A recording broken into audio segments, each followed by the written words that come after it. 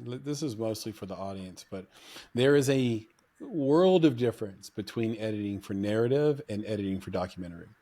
And if you are making a documentary film and you're going to go find an editor, do your best to try to find a documentary editor. Don't just get an editor, because just because you can edit narrative does not mean you can edit documentary. And a really good editor will admit it. They'll just say, "Hey, I don't do documentary." And shout out to Denise Green, who told us, uh, for any time you spend filming, you usually need double to edit it.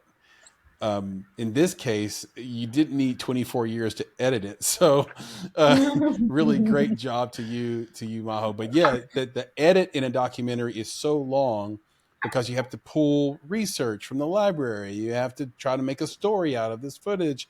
And on top of that, Will, just to give you some kudos, watching the film, you're going to be blown away just by the technical expertise in it. There are shots that are flat out gorgeous. Take your breath away, flat out gorgeous images of Chile and the countryside there and the water. And it really gives you a sense of being there. And Chile just, and I don't know, Maha, if you want to expound on this, Mhm. it's a very unusual country in terms of its border. I don't know if there's any country like it on planet Earth where it has to be so vastly different in the north of Chile than the south. And the south Mhm. just looks like a million Alaska. islands. Yeah, It's Alaska. like Alaska. It's from Alaska to Baja California, but if you invert it, so southern Chile is like Alaska. Yeah. Yeah, and I mean, Yeah. it's hard to understand how to even, like, I don't envy the government there. I don't know how you govern a country that's shaped that way. How you get anywhere quickly enough to be there in an emergency.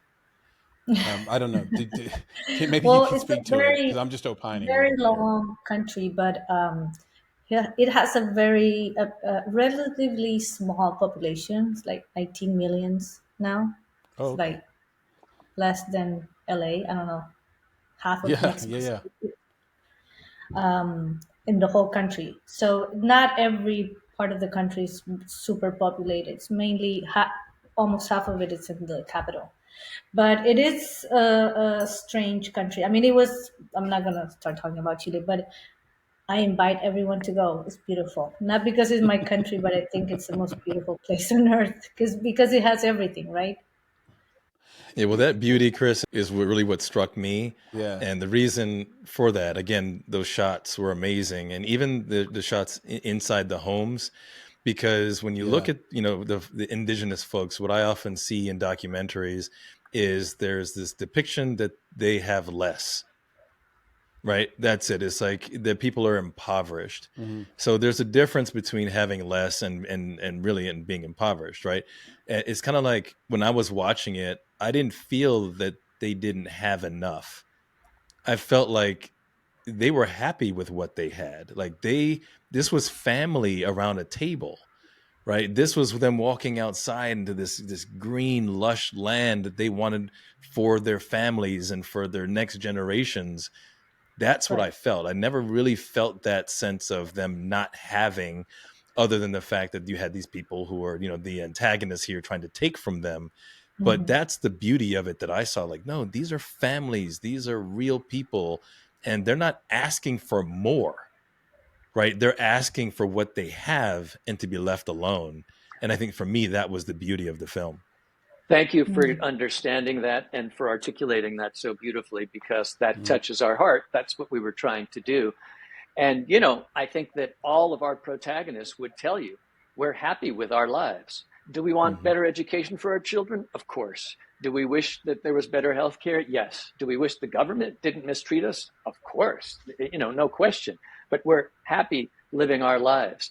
And not only the family bond, but the community bond. There's a Mm-hmm. tightness there and a cohesion that's so appealing and so incredible. And we were lucky to get inside of that, to be welcomed in.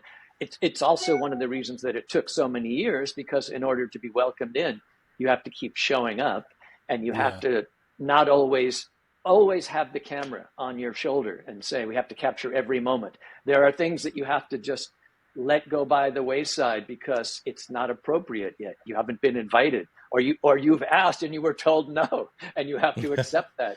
And that's not always easy. I would be lying if I said that's always easy, but it's the only way you can make a film like this. And so, the visuals that you're talking about, our cinematographer, director of photography, Vicente Franco, one of the best in the documentary world. He's from Madrid, but he's lived in the United States for 35 years. The film was shortlisted for an IDA award for feature documentary for 2024, and his cinematography was noted for good reason, I think. And we also worked with people within each country who filmed for us when we couldn't be there. So we had incredible partnerships, like the partnership with Majo that turned into her becoming producer with myself and Rick Tejada Flores, our other esteemed producer. And she became the editor. We had people in every country working with us who were field producers, who were cinematographers and sound recordists, because we needed to keep covering the stories when we couldn't be there, and because we needed to have partners who understood the story, the place, the culture. We didn't. It's not our place. And so how do we as outsiders, interlopers, come in and feel like we're not just taking pictures, we're not there to take something away? How can we give something back? And I would say probably the most rewarding thing about the film being completed and out there in the world, for me personally, and I think I speak for Majo and Vicente safely, because they're the ones who were in the field with me, is that our protagonists and their families and communities said we did it, we did them right.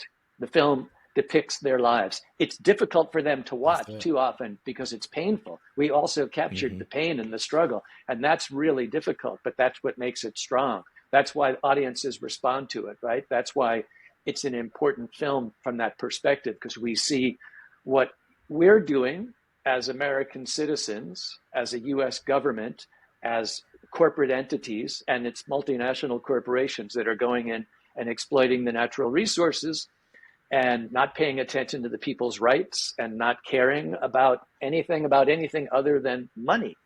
And